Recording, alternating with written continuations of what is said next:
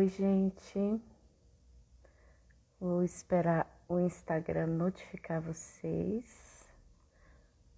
Enquanto isso, eu vou fixar aqui o tema da nossa live. Ai, meu Deus.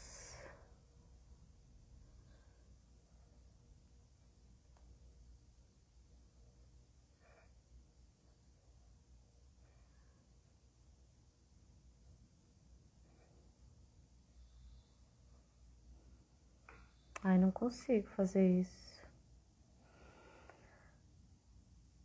Bom, bem-vindos, boa noite. Eu espero que o alarme de quem colocou a contagem regressiva já tenha acionado.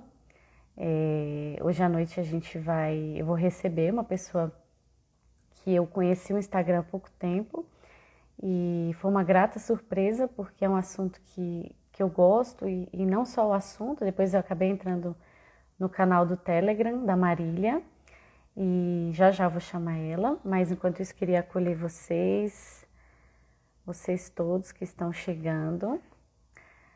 Um abraço para o meu compadre Igor, que fez aniversário. Oi, Cissa. Quem mais que tá chegando aí? Um abraço para todos vocês. Será que a Marília já chegou? Acena para mim, Marília, que eu não sou muito esperta nesses negócios aqui de Instagram. Tô tentando fixar esse comentário aqui para... Ai, consegui. Consegui colocar o tema da live. Bom, boa noite, Fabrícia. Vamos chamar aqui a Marília. Vamos ver se ela já chegou. Aqui.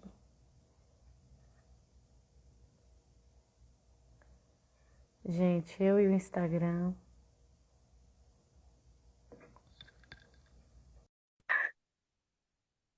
Vamos ver se ela entra aí.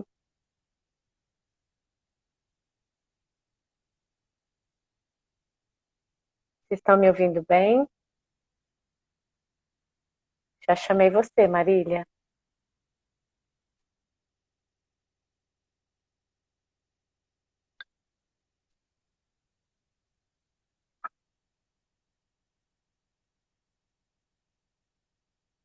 Ótimo.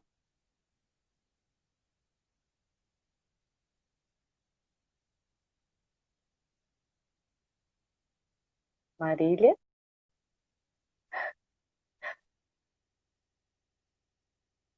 Bom, enquanto a Marília não entra, para quem nunca ouviu falar sobre os temperamentos, que eu acho difícil, né? Um assunto que todo mundo está falando. Deixa eu chamar.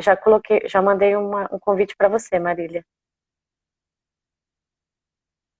Peraí, vamos ver aqui.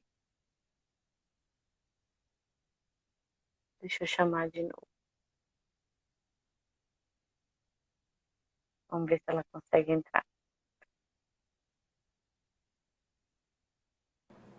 Aí, Marília! Tudo bem? Tudo, que bom te receber aqui. Primeiro queria te agradecer pelo seu tempo, né? Enfim, pela sua generosidade lá no seu Instagram, no grupo, para falar sobre assuntos tão importantes, assim, tem tanto impacto, né, nos nossos relacionamentos, então estou curtindo bastante. Queria deixar você se apresentar, tá bom? Para quem é da minha turma, depois eu me apresento para quem é da sua turma. Tá certo, Nalo. O prazer é todo meu de estar aqui. É uma alegria. Você tem sido para mim um exemplo, né? A gente é da mesma comunidade e para mim é muito legal ter esse tipo de amizade, estar próximo de você. Eu acho que tem sido uma alegria, viu? E muito obrigada pelo convite. Estou super animada. Ah, imagina. Se apresenta aí para nós, Marília. Pronto, meu nome é Marília, né? Eu sou casada há pouco tempo, sou casada há 4 anos. Eu tenho 3 bebezinhos, um no céu, o Guido e o Bento, né, de quem eu tô grávida agora. A minha área de estudo não tem nada a ver com temperamento, educação de filhos, né? Eu caí meio de paraquedas aqui. Eu sou advogada e eu acabei indo para área acadêmica, né? Então eu fiz mestrado Eu estudei o Gustavo Corsão, as filosofias da inimizade, e aí hoje eu tento terminar o doutorado em plena pandemia, com o marido trabalhando no isolamento do Covid, aí sobre literatura e direito, né? E Aham. aí é mais ou menos isso. E eu acho que é isso que eu faço. O Zélia Martã surgiu quando eu percebi a necessidade de estudar para criar o Guido, né? E aí eu queria muito compartilhar tudo que fosse estudado, aí a coisa foi ficando um pouco séria. E hoje é muito legal, assim, é um canal de bastante, enfim, que me anima bastante, né? Estudar para colocar lá, para trabalhar. Que bom, Marília. E deixa eu te perguntar, qual que é o seu temperamento? Na aula, então, dizem que eu sou sanguínea, né? E os sanguíneos, eles têm uma dificuldade muito grande de firmar o seu temperamento, de diagnosticar o seu temperamento e de diagnosticar os temperamentos dos outros. Tem determinados livros em que a linguagem é um pouco mais tranquila, que os autores conversam com a gente, eles dizem que eles dão risada, né, dos sanguíneos quando eles dizem, olha, mas eu não consigo diagnosticar o meu temperamento. Normalmente a pessoa é sanguínea, né? Mas eu tenho Eu muito vivo essa... essa crise de identidade, tá? Eu vivo essa crise aí, porque Eu não sei direito qual é o meu temperamento. é, Mas eu acho, Nala, que mesmo assim, a gente começou a usar Zélia Martin com... Na verdade, a gente começou com os vícios capitais, né? E depois a gente foi para os temperamentos, a gente está finalizando todas as resenhas de temperamento, né, que a gente fez. Mas eu acho que é super interessante os temperamentos como mala de ferramenta, sabe? Para você ir testando o que funciona e o que não funciona. Eu acho que assim, a quantidade de opções de tentativa para edificação que os temperamentos te dão, assim, os livros te dão listas e listas do que você pode fazer para motivar, para edificar, para fazer superar defeitos fundamentais, né? E aí, isso é a coisa que eu mais gosto. E eu acho que à medida que você vai tentando a edificação, você vai diagnosticando.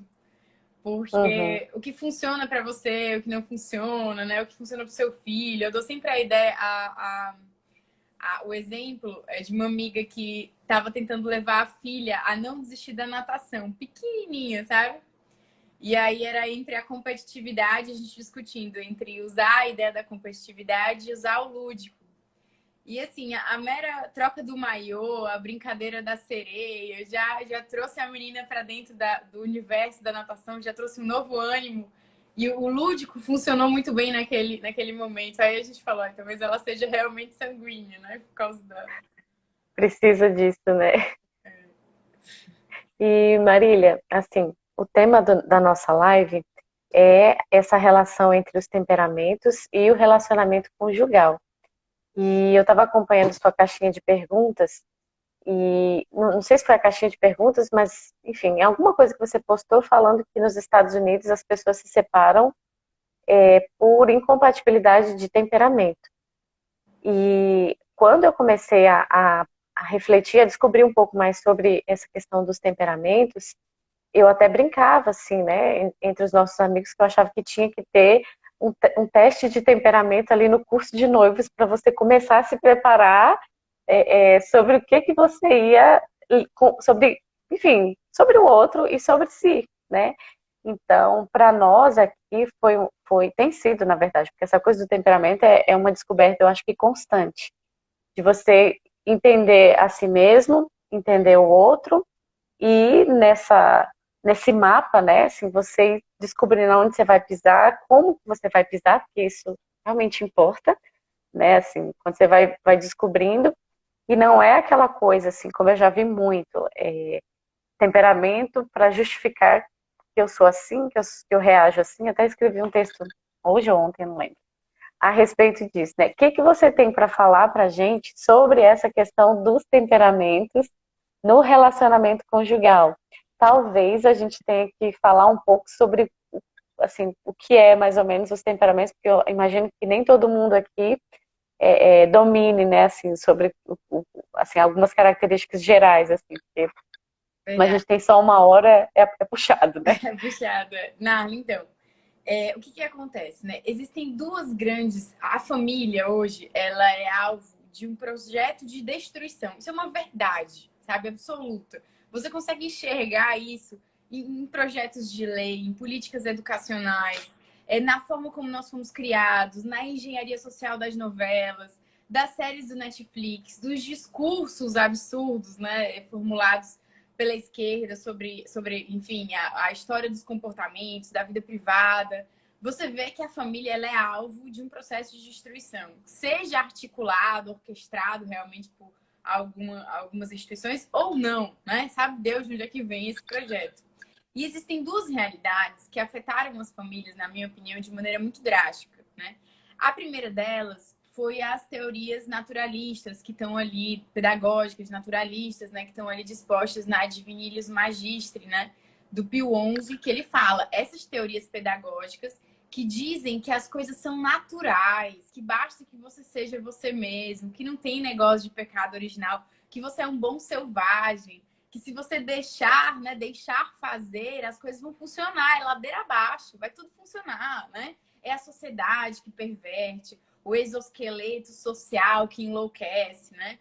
E essas teorias fazem com que a gente pense que os nossos casamentos, que basta que a gente que é uma coisa natural, é a Lagoa Azul, né? Tipo assim, não tem muito o que fazer, você vai deixando e vai ser tudo lindo, né? E você casa com um príncipe, sem pecado original, sem defeito, sem nada, né? Essa é a primeira teoria, que é um grande absurdo. A Amy mesmo diz, a gente não casa com príncipe, a gente casa com um mendigo de Francisco de Assis leproso, né? Que a gente desce todos os dias do cavalo para beijar, né? E a outra teoria que eu acho que faz muito com que a gente define, né, é o feminismo radical marxista, né? Que trouxe a ideia da inimizade entre os sexos, da opressão entre os sexos, né? E que trouxe também a ideia de que para que não houvesse opressão entre os sexos, ou eu teria que dividir, então eu tenho mulheres que se relacionam com mulheres e homens que se relacionam com homens e eu não tenho relação, ou eu preciso igualar os sexos. Eu não posso mais ter diferença entre homens e mulheres. E aí a ideologia de gênero, através desse feminismo marxista radical, né, surgiu e trouxe para a gente essa ideia da inimizade, né? Fez nascer no nosso coração a inimizade e essa ideia de que não existem papéis típicos e que não existe nada que eu possa fazer e que eu não estou naquele casamento para amar profundamente, que eu não preciso pensar o meu casamento, né? E aí, esse primeiro estudo do Zélia Martin, né, eu reuni algumas resenhas ao longo da vida e eu queria passar no Zélia Martin, né? Não sei se vai funcionar, porque para mim, eu acho que hoje não funciona mais a gente só passar a lista de livros. Existe uma forma de comunicação e essa forma de comunicação é o Instagram, né?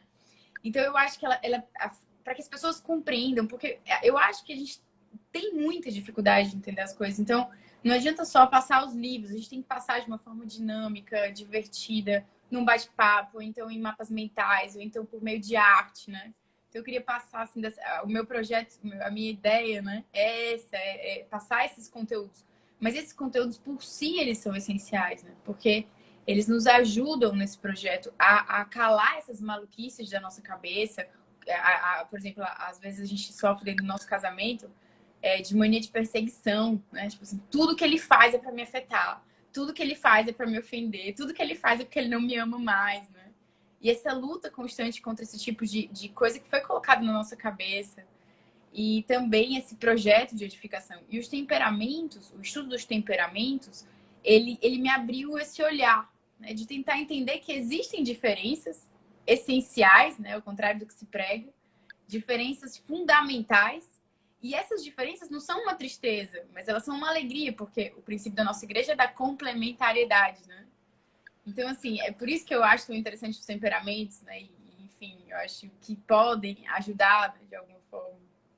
E no fim das contas, eu acho que a gente precisa ter uma certeza. As ideologias, a gente só precisa descobrir o quanto nós somos marcados por elas, porque todos nós somos marcados, né? Então, não existe aquela, não, porque eu vim de uma família, ou eu já dei muitos passos, então eu tô liberta, né? A gente só precisa realmente parar honestamente e avaliar, peraí, o quão feminista eu sou, né? Assim, o quão marcada por essa ideologia eu fui, né? O quanto eu acho que o meu cônjuge é meu inimigo, ali lá no fundo, né? Assim,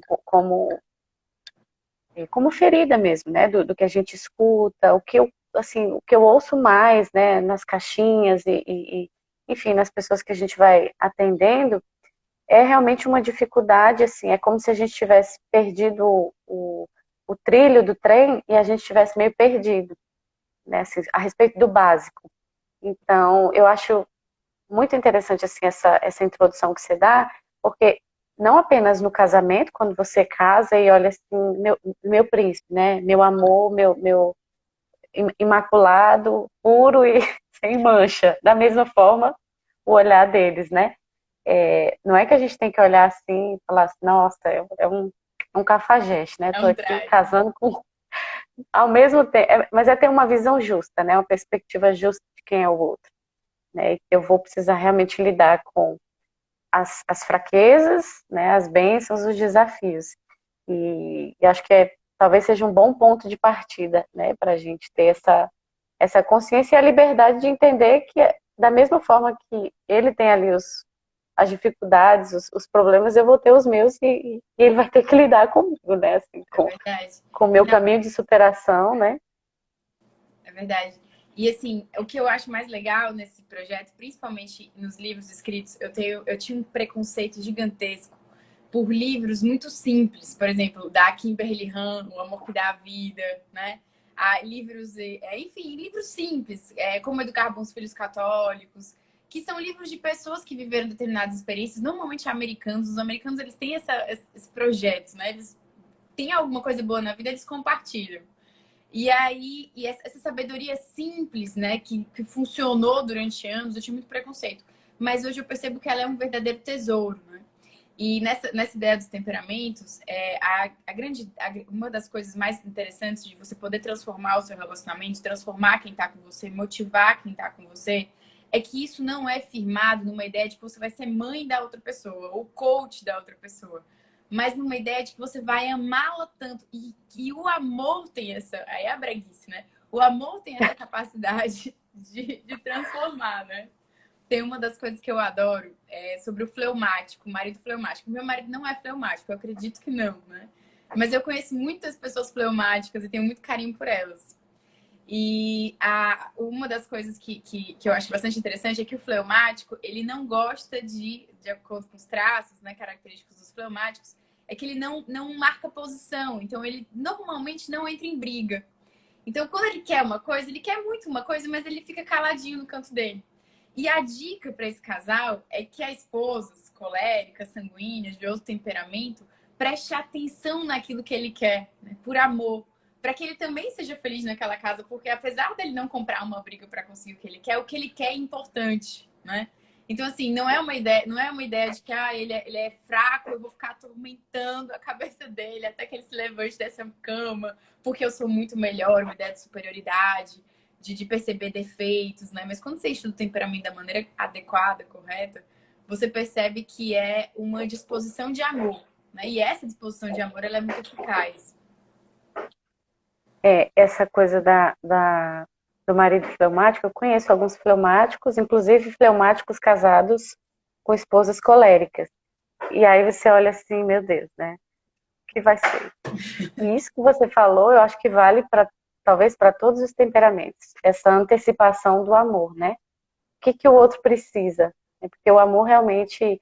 E isso é uma qualidade da mulher, né? O Julián Marias fala que uma das principais características do ser feminino é a capacidade de se antecipar. E é muito comum, assim, talvez as mulheres que estão aqui acompanhando percebam, normalmente somos nós que pensamos que não vai ter sei lá, a carne do final de semana e a gente já está pensando no almoço do final de semana, em como vai ser interessante se a gente fizer não sei o quê. Não sei se isso é da mulher ou se isso é de mim, né? Mas me fez lembrar dessa referência do Julián Marias e eu acho que no fim das contas pode ser uma boa dica para todos os temperamentos, né? Porque às vezes até mesmo esse ar de superioridade da mulher pode ser uma ferida das ideologias, né? Da gente achar que a gente se basta e se não for a gente nessa casa, né? As estruturas vão ruir. E quando a esposa é fleumática, Marília? Então, quando a esposa é colérica e o marido é fleumático, existe uma preocupação, né, bem polêmica sobre a troca de papéis típicos, né? Então, assim, Hum, por que que isso pode prejudicar? Como dito, a gente está acostumado a achar que a igualdade de dignidade entre os homens e as mulheres, né, ela significa uma igualdade de fato. Então, a gente tem o sexo e a gente tem o gênero.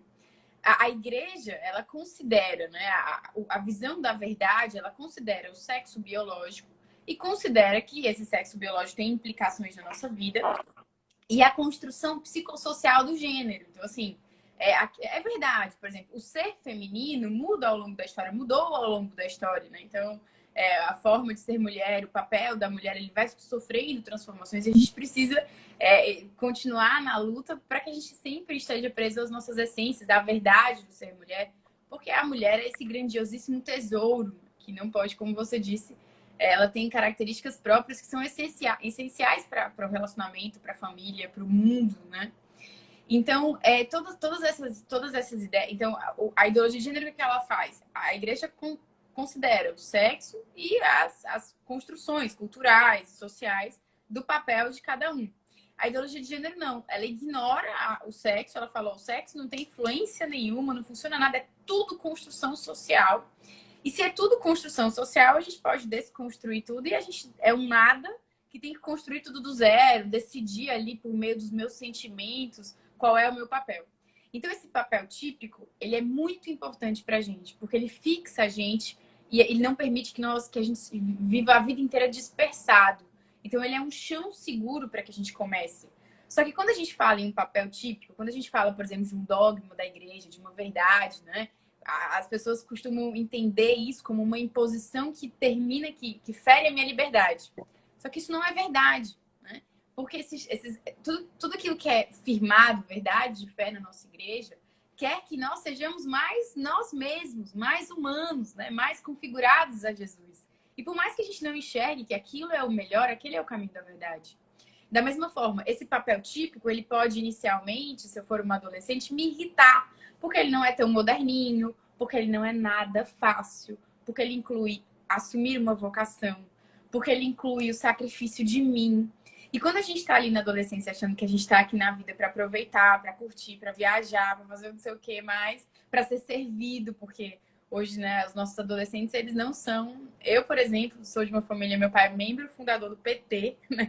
A minha mãe é extremamente liberal, né? Todo mundo feminista na minha casa. Se não tinha, não sobrava ninguém. Hoje estão todos convertidos, né? Eu, fundador do PT, calma aí que eu ainda tô me recuperando.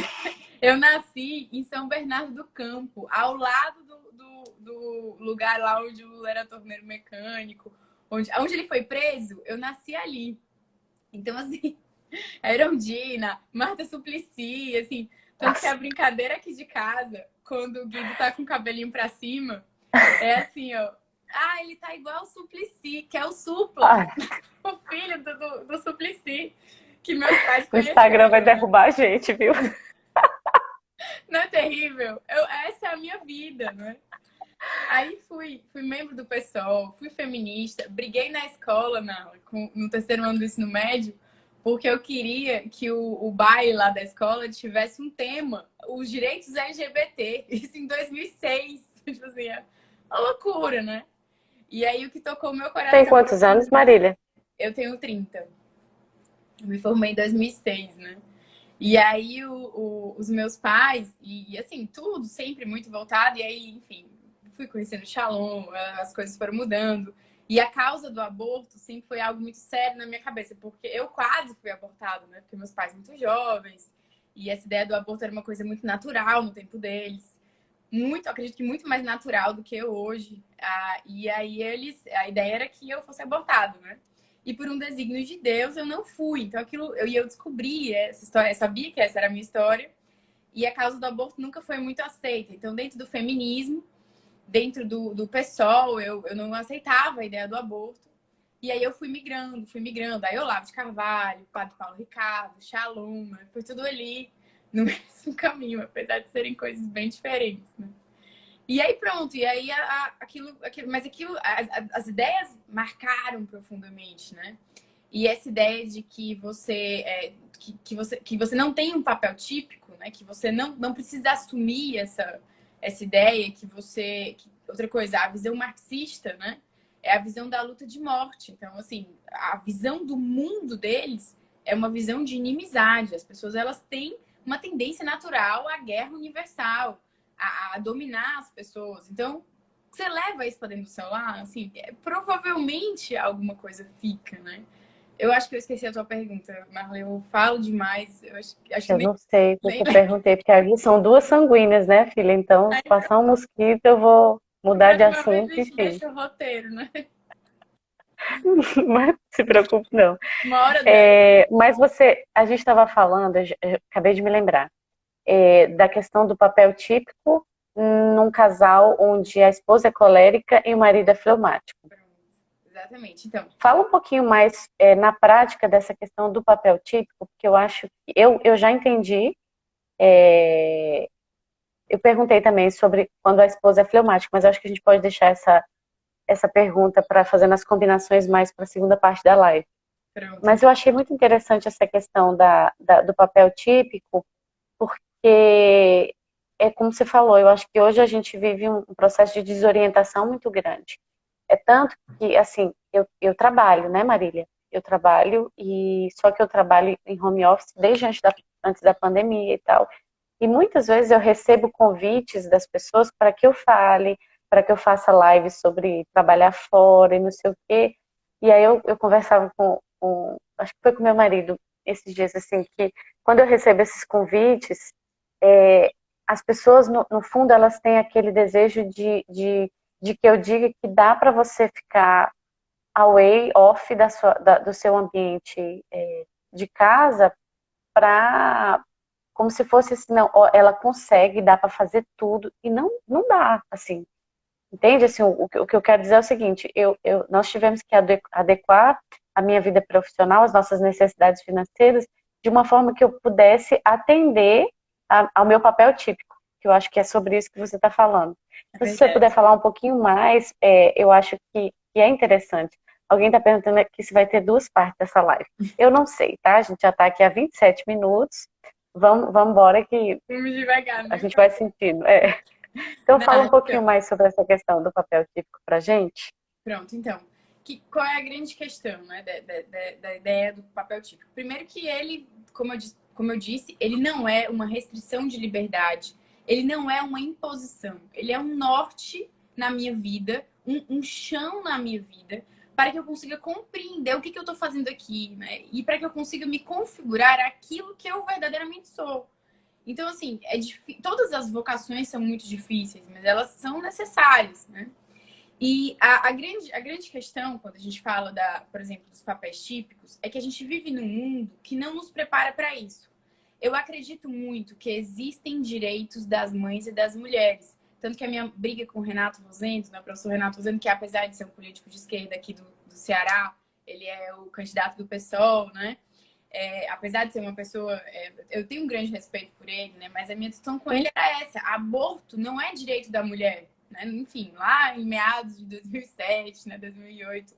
Mas existem direitos da mulher: direito de ter creche perto do trabalho, direito de ter, enfim, assistência social em dificuldades, direito, por exemplo, uma série de direitos. Da mesma forma que a gente tem, e esses direitos implicam a vocação absoluta, essencial, que é um tesouro para a sociedade, que é a maternidade, né? E o próprio sustento de uma família, porque a gente diz muito que os homens sustentam as famílias, mas as mulheres, elas também têm um papel fundamental, né? De tornar a vida do homem fixa, firme, para que ele consiga, né, viajar ali, enfim, trazer o sustento, trabalhar, né? Então, sem essa estrutura, sem esse apoio, fica muito complicado, né? E essa destruição da família, ela quer justamente a atomização do homem, a atomização da mulher. E sem esse apoio mútuo, né? Ou então, obviamente, sem o apoio das congregações, dos celibados, dos celibatários, é muito difícil. O homem atomizado, ele é muito mais facilmente dominado, né? Então, quando a gente trabalha com essa ideia de papéis típicos, a gente trabalha com a vocação. E, por exemplo, a gente não é preparado para isso. É uma coisa que eu converso muito com o Rubinho ele é médico, e a gente gosta muito da profissão do Rubinho. O Rubinho é um médico de PSF, médico de interior, né? E ele tem muitas histórias, ele tem muito prazer de viver a medicina. Só que ele fala assim pra mim, amor, eu não teria nenhum prazer de ver uma filha minha sendo médica. Se ela quisesse ser médica, ele diria, né? Eu a ajudaria, eu faria tudo por ela. Mas eu gostaria que ela tivesse uma profissão que a permitisse estar em casa, né? E muitas vezes a medicina, ela, pela urgência das situações, você não vai deixar um paciente na mão. Às vezes o Rubinho saía de casa 2 horas da manhã, porque ele tem pacientes fixos, né? Ele precisava atender um paciente que estava passando mal em casa. Os pacientes dele, que não são dos hospitais, eles são de cuidados paliativos. Então, eles vivem em casa, acamados. Então, assim, é urgente. Não tem essa história de você conseguir negociar dentro da medicina. Ele falava isso. Será que a medicina é a melhor profissão para as minhas filhas, né? Obviamente, não é uma questão absoluta. É uma conjectura dele, um pensamento dele, né? Mas ninguém na nossa adolescência, na hora que a gente foi fazer teste vocacional para o vestibular, que eu acho aquilo assim, aquilo é uma falsidade sem tamanho. Ninguém chegou para você e falou assim, Marília, ponto 1, você quer ter filhos? Porque eu saberia responder naquele tempo, quero, né? Então vamos tentar alguma coisa que você consiga trabalhar de casa. Você vai pensar em empreender, né? A gente consegue realmente trabalhar, mas trabalhar 8 horas por dia, chegar às 6, 7 da noite, sendo que nós somos cristãs. A gente tem uma vida espiritual para carregar, a gente precisa estudar para os nossos filhos. Às vezes eu vejo no final de semana, né, algumas mães tentando educar o filho naquele 45 do segundo tempo, e você vê que existe uma ausência gigantesca, você vê o diálogo, e aquele diálogo vai quebrando o meu coração no meio, porque eu sei que ele não funciona. Porque as crianças que são criadas, né, de maneira homeopática, mas são pequeníssimas doses diárias. O Guido, eu tenho muita tristeza, porque o Guido de manhã é uma criança completamente diferente do que o Guido de tarde, né? Então, quando o Rubinho chega em casa, ele chega muito tarde, né? Muitas vezes ele não aproveita, ele não aproveita a tranquilidade, a abertura para É a vitalidade, né? vitalidade. Então, assim, são coisas essenciais. Agora, sim, estamos aqui, né? Caímos de paraquedas, ninguém nos ajudou, ninguém nos ensinou, ninguém nos disse nada da nossa vocação durante a nossa adolescência. Não fomos formadas para isso, sequer perguntadas e consideradas, né? Fomos formadas para o mercado de trabalho, ponto final, né? E aí, o que a gente pode fazer? Se adaptar, né? De maneira muito séria. Levando em consideração que eu preciso redescobrir esse meu papel típico. Porque, como você disse, foi um trilho do trem que saiu da linha, né? Então eu preciso reconstruir esse elo de tradição. E eu preciso descobrir. A gente tem o livro da Edith Stein, a gente tem as grandes mulheres. A gente passa muito tempo do nosso dia tentando imitar mulheres que são completamente infelizes, né? Aí eu tô na pira do Botox, Nala. Eu tô num negócio que eu não sei se eu boto Botox, se eu não boto. Se eu fico Ai, meu naquela. Deus. Aí eu comecei a gravar um monte de mulher linda, né, no celular e tal, isso, aquilo, e procedimento tal, procedimento tal. Daí a pouco eu abri e eu falei assim, que menu é esse aqui? Porque isso daqui é o menu da depressão, do Rivotril, né? Isso aqui não é o menu da felicidade. Então, peraí, vamos devagar, né? Vamos repensar todas as coisas. Então, assim, a gente passa a vida inteira perseguindo a vida de mulheres que são infelizes, que são declaradamente infelizes. Então, a gente precisa redescobrir quem são as mulheres felizes, né? E aqui estou eu diante de uma delas, alguém que eu tento Oh, imitar.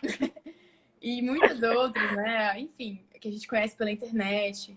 E aí a gente vê que qual é o caminho que a gente precisa seguir e qual o papel verdadeiro. Que não é, Narla, aquela caricatura falsa, né? Quando a gente fala feminilidade. Eu vi que você...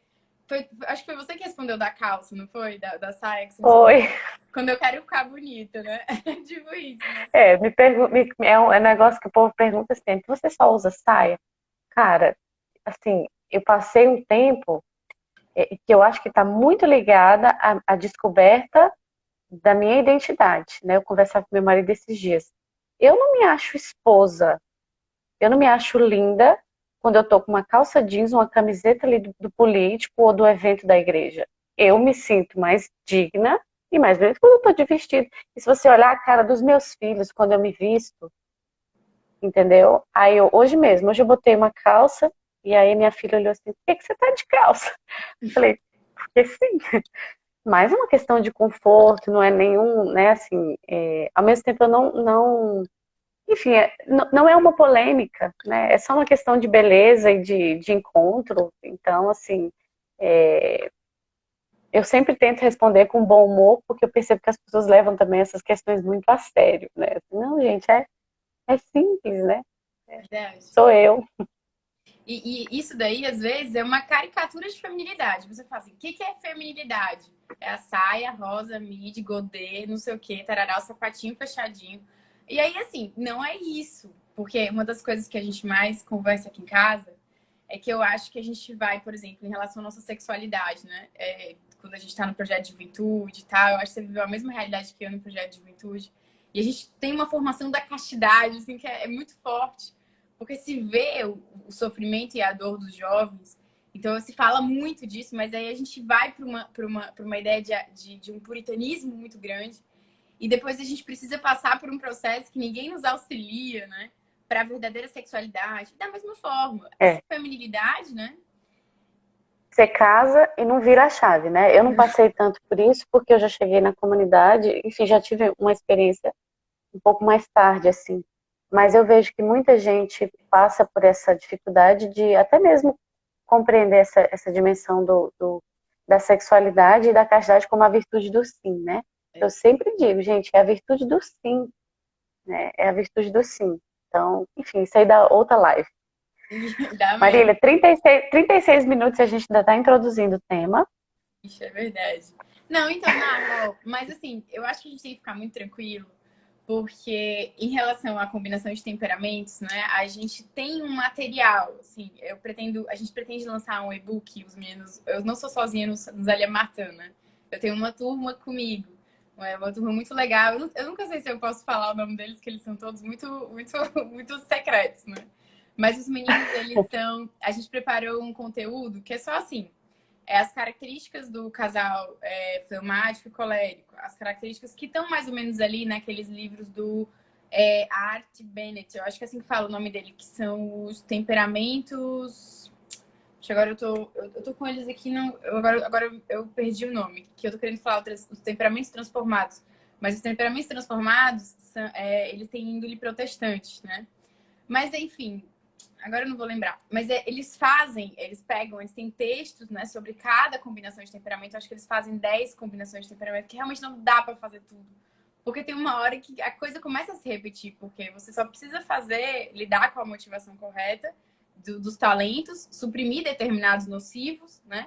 E tentar cuidar, edificar os defeitos dominantes. Então, se você fica muito repetitivo, né? Mas aí a gente fez uma organizaçãozinha, né? Quais são os traços característicos de cada temperamento, de cada combinação de temperamento. A gente até gravou uns vídeos e as ferramentas de edificação, que aí eu acho que tá o tesouro, né? Como eu disse. Aí eu acho que tá a coisa que funciona. E assim, eu não acredito que nós devamos parar na ideia dos temperamentos. Eu acho que existem ferramentas de autoconhecimento. A gente passou juntas, provavelmente, pela experiência do Fio de Ouro, né? A experiência do Fio de Ouro, inclusive, é um curso que está à venda do Shalom, em algum lugar, em algum IG do Shalom, né? Ela é bastante interessante porque ela aprofunda, além dos temperamentos, ela considera a minha história de vida e ela busca um cerne como se fosse a pedagogia de Deus na minha vida, né? Ela busca a linha condutora para que eu compreenda a minha própria vida. Existe uma sabedoria muito grande no Fio de Ouro, que inclusive é uma grande alegria na minha própria vida, onde a gente pode até partilhar, né? Mas de compreender por que a Marília, de todas as coisas, né? Da perspectiva do início da vida, por que talvez eu tivesse sido abortada, né? Por que houve essa possibilidade? E por que todas as outras coisas? Então você começa a enxergar a pedagogia de Deus, o caminho de Deus e a louvar a Deus por tudo que foi passado. Então, por exemplo, eu já acho que no nosso casamento, a gente não pode ficar só nos temperamentos, mas compreender profundamente, conhecer profundamente. O Raniero Cantalamessa, ele diz que a castidade no namoro, ele nos traz uma graça especial, né, de poder perder tempo e energia conhecendo o outro. E isso vira uma certa piada. Eu não sei se você viveu esse tempo do projeto de juventude, né? Enfim, eu não sei como é que foi o seu namoro. Mas, assim, eu e o Rubinho, a gente namorou 6 anos enfiados dentro do projeto de juventude. Né? Então, e pra mim foi uma graça, assim, absurda. E eu me lembro que a gente brincava, né? E tinha que inventar jogo, tinha que inventar saída, tinha que inventar coisa, porque eram longos anos de namoro. Imagina, eu casei com 27, tá bom, né? Antes disso não dava, porque o Rubinho era missionário no Uruguai, voltou para terminar a medicina. Então, assim, a gente ainda casou no máximo de tempo que deu. Mas mesmo assim, foram muitos anos de namoro, né? E assim, essa É, ideia eu de namorei 4 namoro 4 anos. foi, e 2 deles foi à distância, né? Então eu lembro que isso foram os 2 primeiros anos, a gente namorou à distância. Então eu lembro, alguém acordou aqui, pera só um pouquinho. O que foi, filha? Chama lá o papai.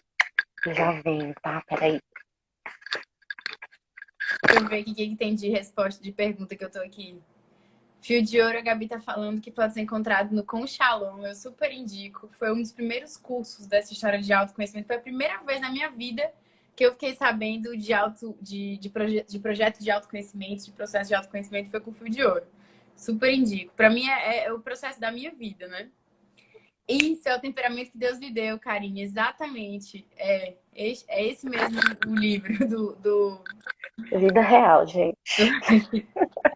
Deixa eu ver quem Sim, mais. continua. A Gabi tá dizendo que eu tô linda, que não é pra botar botox. Era do que ela falando na hora de. Eu não me Era lembro você que mais tava o que você falando. Você estava tava falando. falando que 4 anos Eu? de namoro, 2 anos à Pronto, distância. pronto, pronto, pronto. E eu lembro que a gente foi dar um testemunho no Congresso Eucarístico, aqui em Brasília. Eu não no Simpósio de Bioética.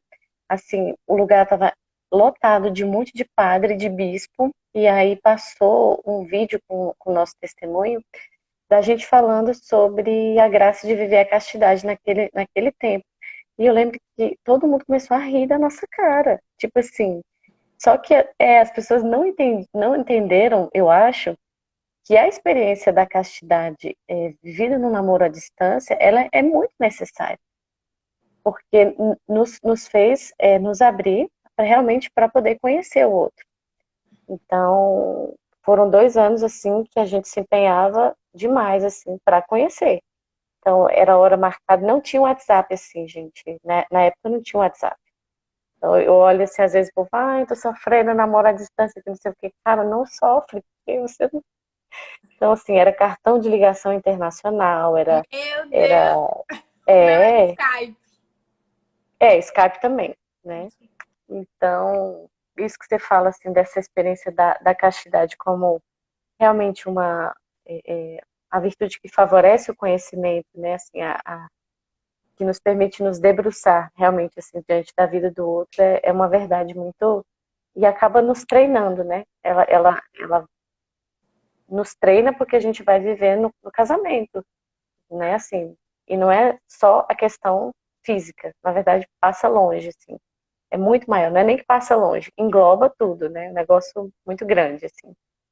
É verdade. Mas vai, Marília, Mas era fala essa pra ideia, gente. né, de que eu preciso conhecer, eu preciso saber quais são as feridas, o que acontece, Não preciso, obviamente, tornar isso uma neurose, porque também a gente é campeão nisso. A gente pega uma coisa boa e transforma numa neurose. Pega um papel típico, né, e transforma numa boneca de porcelana, de roupinha colorida e acha que é só isso, né? Não é isso, né? É muito mais do que isso. E é por isso que a nossa vida de oração é real. A nossa vida de oração é aquilo que sai, tira a gente do estereótipo, da superficialidade e traz a gente para a verdade, né? Essas transformações, é que nem Santo Agostinho diz, esse entrar no meu íntimo, gerar uma conversão real, uma transformação real, só se dá por meio da oração. Então, assim, mesmo que a gente leia 50 e 60 mil livros, o Aristóteles, ele diz, né? Que a sabedoria é diferente da prudência. Que eu posso conhecer 1 milhão de coisas e eu posso não ter condições de tomar nenhuma decisão com prudência se eu não tiver realmente uma conversão por meio da virtude, né? Então, assim, a vida de oração é que vai fazer com que todas essas coisas aconteçam e que eu não me torne uma neurótica, uma pessoa do caderninho, do temperamento, alguém com escrúpulo. O Padre Léo agora tá com curso. Não sei se você conhece o Padre Leonardo, ele foi de Shalom há muitos anos. O Leonardo Wagner? Exatamente.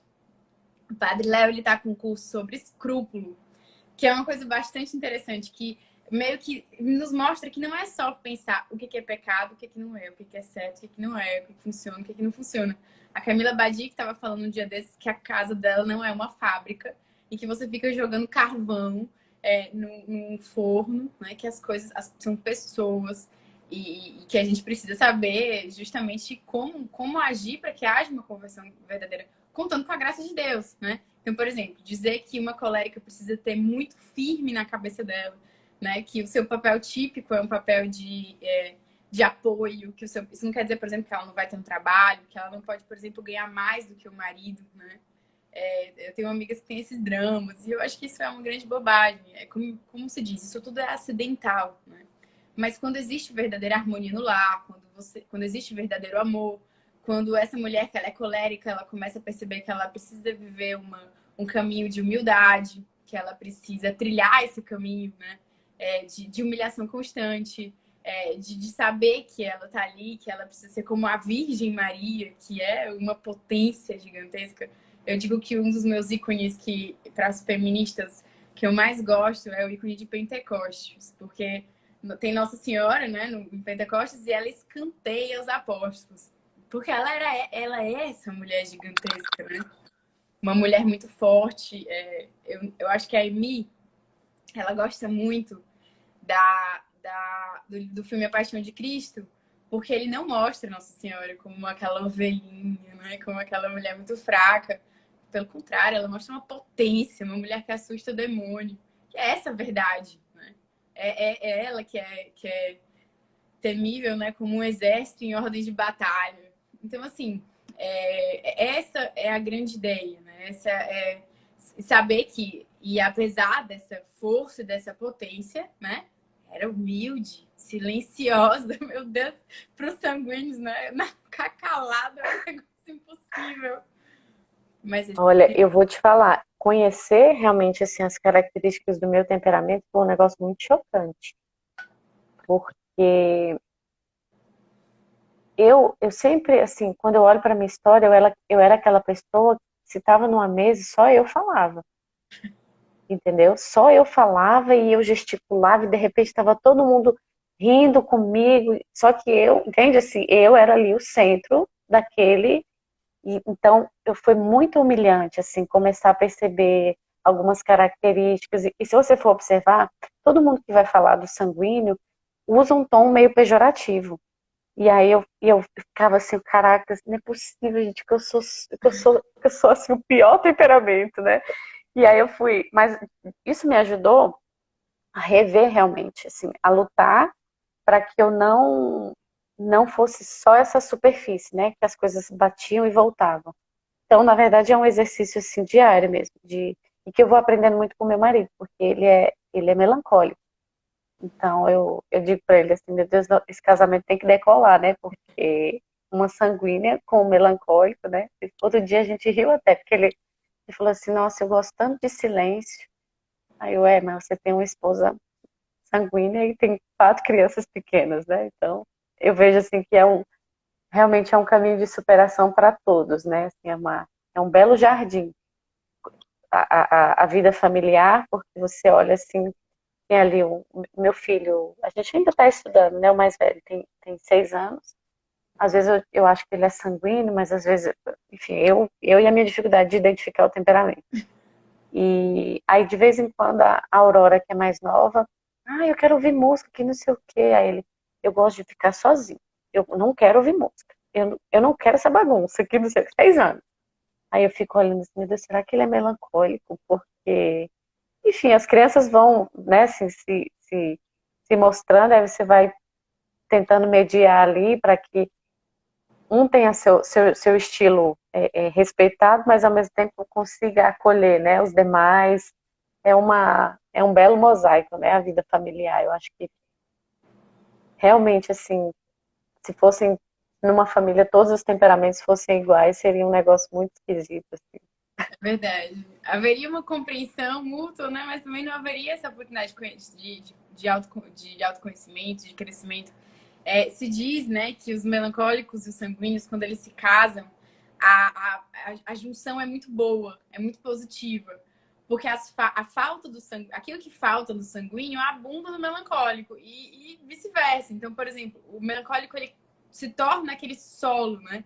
Com muito mais paciência, porque, por exemplo, quando um colérico e um sanguíneo se casam, a, a vida do sanguíneo vira um parque de diversão, porque o colérico assume tudo e o sanguíneo continua naquela vida, sem precisar pagar conta, sem precisar fazer nada, né?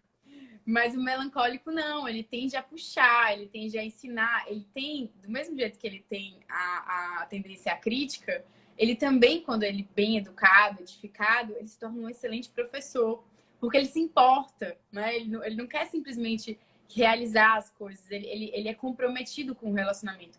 Eu tenho verdadeira paixão por fleumáticos e melancólicos. Eu não sei por quê, porque não tem ninguém à minha volta com esse temperamento. Mas, assim, a complexidade, né? E uma das coisas que eu mais admiro no mundo, e eu fico feliz de admirar isso, né? É essa ideia de pessoas que conseguem ter vida de oração. Pessoas para quem a vida de oração importa, né? Então, o melancólico, ele tem essa ideia, essa contemplação. A gente precisa rezar, a gente precisa sorver todas as coisas. E quando ele tem Deus, que é absolutamente essencial para o melancólico, ele consegue fazer com que aquilo que é confusão e dúvida se torne dependência, né, de Deus, se torne confiança em Deus. Então, assim, realmente a junção sanguíneo e melancólico é uma excelente junção, né? Eles dizem isso, né? Em relação aos filhos, Narla, é muito natural que os filhos de pais de temperamentos muito distintos, né, eles se tornem, eles têm um temperamento misto, diz o Conrad Rock, que o temperamento dos nossos pais influencia muito a nossa forma de viver. Então, você precisa saber o que veio ou não veio dos nossos pais, né? Então, isso é uma coisa bastante interessante. E aí é mais um ponto positivo, que os teus filhos vão ter esses dois temperamentos como espelho, que são temperamentos, um de extroversão, outro de introversão. Então, para eles, é uma junção muito rica, né? Aqui em casa, eu acredito que nós somos coléricos e sanguíneos. O Rubinho é colérico e eu sou sanguínea, né? Então, o Conrad Rock diz que nós não teremos filhos introspectivos. Você já imaginou, né, a confusão que, com a graça de Deus, vai ser aqui em casa, né? E aí é fogo com fogo, e é confusão e bagunça. E aí vai ter que ter sempre esse caminho, né? Aí vem as dicas, né? Instituição de um horário monástico, de disciplina, de lugares mais calmos para viver, né? A gente, por exemplo, não consegue dizer não a nada. Então, assim, quando às vezes dá o final de semana, a gente tem 25 mil coisas para fazer. E a gente precisa puxar e falar, não, a gente precisa estar em casa, a gente precisa fazer todas as coisas. E aí vão essas pequenas dicas, né? Enfim, essas... Isso é muito curioso, Marília, essa questão da influência de um para o outro. Porque eu sou sanguínea, então o meu natural seria realmente estar na loucura 24 horas e tal. E eu estava conversando com uma amiga minha ontem, né? Que hoje, assim, eu tenho 7 anos de casada, então convivendo com o melancólico diariamente. E o nosso estilo de vida mudou muito, né? De quando a gente casou para agora. E eu falava para ela assim que se eu pudesse, eu me mudaria para uma casa em cima de uma colina que tivesse ali umas outras 4 famílias e uma igreja e um padre. Porque eu não, entende assim, eu acho que eu acolhi dessa característica dele sabe assim, um negócio assim mais calmo, e eu não me, assim, quando eu me lembro também de como eu vivia antes, eu não consigo me imaginar nesse circuito, entendeu? Então, realmente, assim, a gente vai moldando um ao outro e isso fica na gente, não é um negócio que é forçado, entendeu? Assim, não é um negócio assim que, eu quero ir para a colina lá, ficar bem escondido, escondido não, mas viver Em paz, fora né? um pouco, né, em paz. E é muito bonito, realmente. Eu acho que a gente, talvez uma grande seta, né, para compreender esse esquema, né, dos nossos temperamentos, que são coisas que estão dentro da gente, é entender também que é possível se educar e acolher do outro, né, e não realmente entrar nesse esquema da inimizade, da divisão, enfim. Alguém está perguntando aqui, o Marília, colérico e melancólica. Vamos falar. Deixa eu só fazer uma pequena observação, né? Tem uma coisa do Tanqueray que eu gosto muito também. Ô, Jesus. Que é o. Ei, Narla, eu sempre falo assim: como é que a gente vai viver daqui uns anos sem esse abraço, né? Eu fico pensando quando os meninos casarem, eu acho que eu não vou ser uma boa Eu nem sogra. penso, eu nem penso. Como é gostoso, né? Ai, meu Deus, eu fico louca. E aí sim, o Tanqueray, né? Ele fala assim que às vezes existe um tipo de preguiça que não é uma preguiça de inércia, é uma preguiça de ativismo. Ai, agora é aniversário. Ai, agora vamos participar de um esporte. Agora é final de campeonato. Agora é evento tal. Agora vamos fazer isso. E aí, ao contrário da preguiça normal, que é aquela inércia, que a gente fica mole, não quer fazer nada, essa preguiça de que você quer estar no meio do mundo, você gosta muito de eventos frívolos e você não quer as coisas sérias. Porque encarar o celular não é brincadeira, né? Na adolescência a gente fala assim, eu odeio domingo. Domingo é um dia muito triste. Quando a gente casa, a gente tem uma vida, a gente tem uma família, todo dia é domingo, né? Todo É, dia é sério, todo dia é ressaca de tudo, é cansaço. Então, isso faz parte da nossa vida. Só que ninguém diz isso pra gente, assim. é, Nunca, né? E aí isso é é, muito e, é, importante. e essa reconciliação com o trabalho, né? Você falou do domingo e eu tô com uma amiga aqui. Aí ela falou assim, não, eu vou pra missa, minha comadre tá ajudando a gente, né, nesse período de pós-parto. Eu vou pra missa à noite porque eu vou dormir um pouco mais tarde, porque amanhã é segunda e tal. Aí eu fiquei pensando, eu falei assim, cara, pra quem tem filho, pra quem é pai, é mãe, você quer deitar? Vai, fala lá com o papai. Pra quem é pai, é mãe, todo dia é dia. Tipo, não tem esse negócio assim, eu vou, tá no quarto, vai lá. Todo dia é um dia de oferta, né? Todo dia é um dia que, enfim, as crianças vão acordar 6 horas, 7 horas, né? Enfim, não tem feriado. Quando a gente viaja, por exemplo, vai viajar para descansar? Não, eu vou me cansar fazendo outra coisa, né? Não tem esse negócio assim, meu Deus do céu, é muito, muito curioso, assim, até mesmo essa experiência assim, de aceitar que vai ser assim e que a gente precisa se encontrar nisso, entendeu? É O verdade, pessoal está mandando algumas perguntas. Ô, para mesmo. Marília, eu acho que eu vou fazer o seguinte: eu vou encerrar essa aqui e a gente começa uma outra só para abrir para perguntas, uma meia horinha, pode ser? Pode sim. Tá fechado, tô aqui. Então, o que vocês acham, pessoal? Podemos? Porque deu 57 minutos, aí a gente faz meia hora da próxima, e também, senão eu não aguento, não. Aí tem uma grávida diante de mim Aí já e, já e acorda o tem. meu e o meu não é tão É. educado assim. Então, pronto, eu vou encerrar aqui e a gente Não. recomeça, tá Só bom? decorar aqui, ó. Fleumático e sanguíneo, colérico e melancólico. Se a gente for falar, a gente. Tá. Pronto, eu saio, né?